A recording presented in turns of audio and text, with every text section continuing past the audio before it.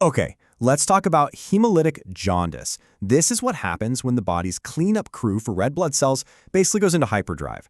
We're going to break down what's going on when this whole system just gets totally overwhelmed.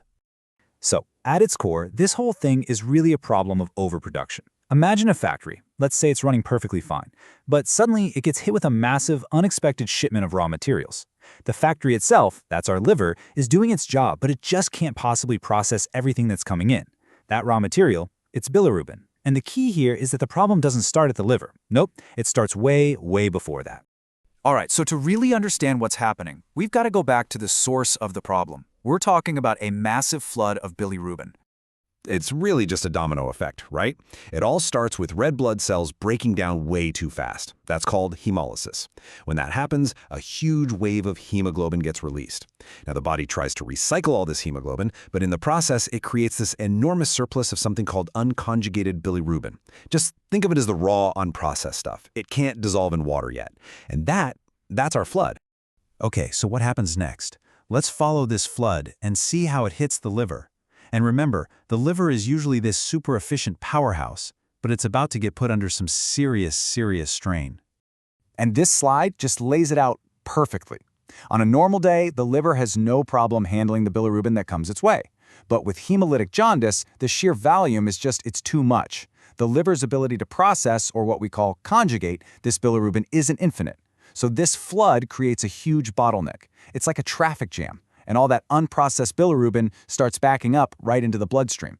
Now this is maybe the most important point to get. The liver isn't the problem here. It's not sick. The jaundice you see is just a symptom of something else. It's a blood problem, a hematologic issue. It is not a primary liver disease. And that distinction is everything because it totally flips how you think about diagnosis and treatment. You stop looking for what's wrong with the liver and start asking, why are all these red blood cells breaking down in the first place? So, how can we actually see this whole process playing out? Well, the evidence, the whole story, is right there in the patient's lab results. You see, the labs give us these very specific clues in both the blood and the urine, and they all point directly to what we call a pre-hepatic problem. All that means is the issue is happening before the bilirubin even gets to the liver.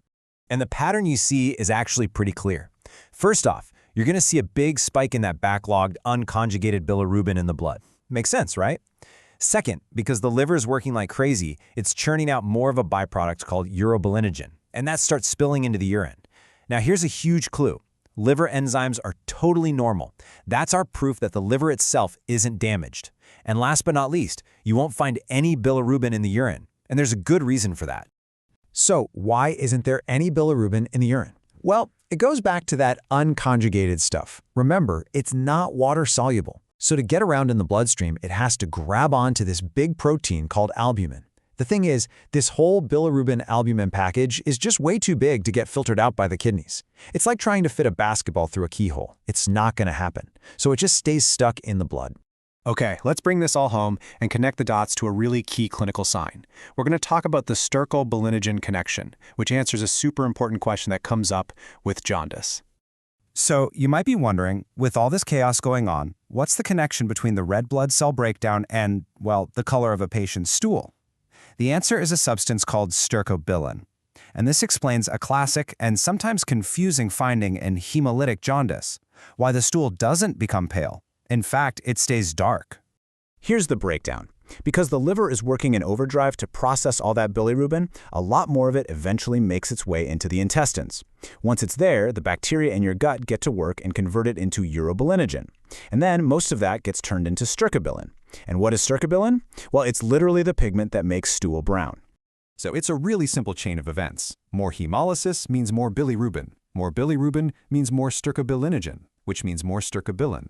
And that means you get a normal or even a darker colored stool. It's a direct result of that initial flood of bilirubin.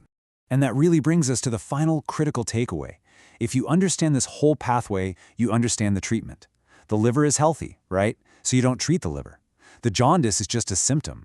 You have to go after the root cause. Whatever underlying condition is making all those red blood cells break down, you've got to solve the blood problem, not just chase the liver symptom.